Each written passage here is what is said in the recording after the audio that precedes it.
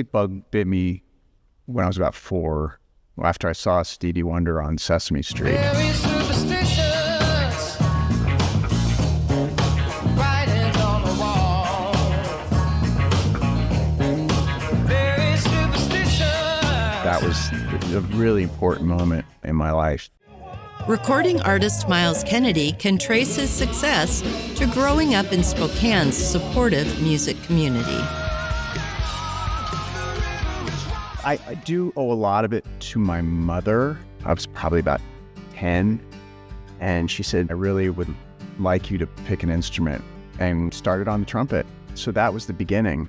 During high school, Myles briefly served as a drum major before discovering his true passion for the guitar. He showcased his musical versatility by playing in a jazz band, a marching band, and even a heavy metal band called Bittersweet during his junior year. It's hard to kind of pin me down stylistically because I do enjoy so many different genres. Bittersweet included Myles' friend Zia, who continues to play drums in Myles' solo endeavors. After graduating, Myles enrolled in the Commercial Music Jazz Studies program at Spokane Falls Community College, inspired by local guitar legend Joe Brash, with whom Myles had been studying. And I, at one point, was in the country combo, I was in the big band combo, I was in the rock combo, I was in another rock combo, I was like in a fusion combo. It was just all I wanted to do was play. And then on top of that, I just had Bittersweet or whatever I was playing in at night. My education was just play as much as humanly possible. You know, they were just a really incredible, like-minded individuals and teachers who were so important in my musical evolution. Using the skills he learned at college, Myles joined a jazz group called Cosmic Dust, who released one album. He then formed a new band called Citizen Swing and began writing his own songs.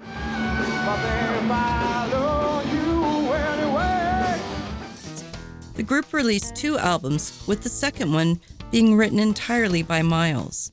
In 1996, Kennedy formed the Mayfield 4.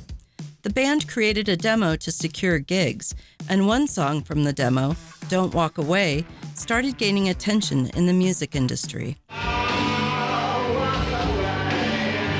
Well, we know it. We had all these labels in our shows. Labels began competing to sign them, but ultimately they chose Epic Records after the label's president flew to Seattle to catch one of their shows. You know, I flew all the way across country to see your band. That's how bad I want your band. I didn't fly out to see Pearl Jam or Rage Against the Machine, but I flew out to see your band. And I was like, okay, well, we're signing with this guy. However, the band soon faced the harsh realities of the music industry. By the time Fallout, their first record, was released, the key person who had brought them in was no longer at the label, so they didn't receive the support they needed to succeed. During the band's 15-month tour in support of Fallout, they opened for Creed on a handful of dates, which is how Myles first met lead guitarist Mark Tremonti. Then, 5 years later, you know, I get a call and like, hey, what's going on? You know, long time no see. Would you be interested in doing something? And flew to Orlando about a month later, and 20 some odd years later, we're still doing it. In 2009, Myles received a call from Slash of the legendary Guns N' Roses band. Slash invited him to add vocals to a couple of tracks for his solo album.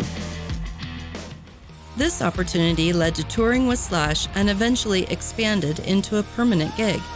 Slash, featuring Myles Kennedy and the Conspirators, has released 4 albums to date, with another one on the way.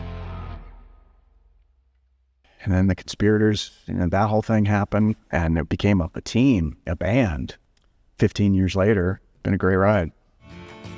Myles embarked on a solo career in 2018, releasing the deeply personal album, Year of the Tiger. In the year of the tiger. A reference to both the Chinese calendar year of 1974 and the year his father passed away. Since then, he has released 2 additional solo albums, all while successfully juggling his many creative projects.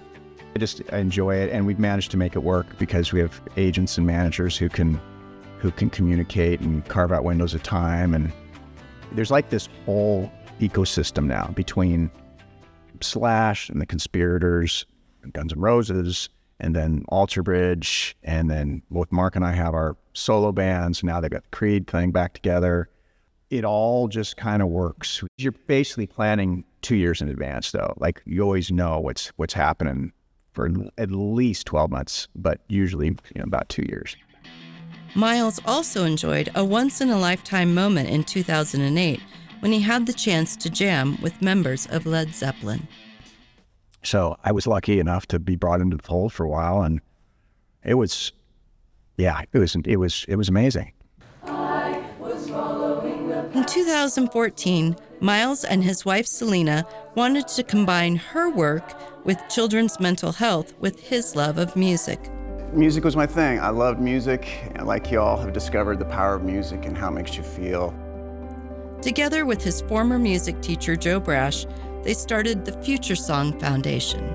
We are very passionate about music education and making sure that young people in particular have access to whether it's musical instruments or instruction or whatever it is to help you achieve what you'd like to achieve as a young musician.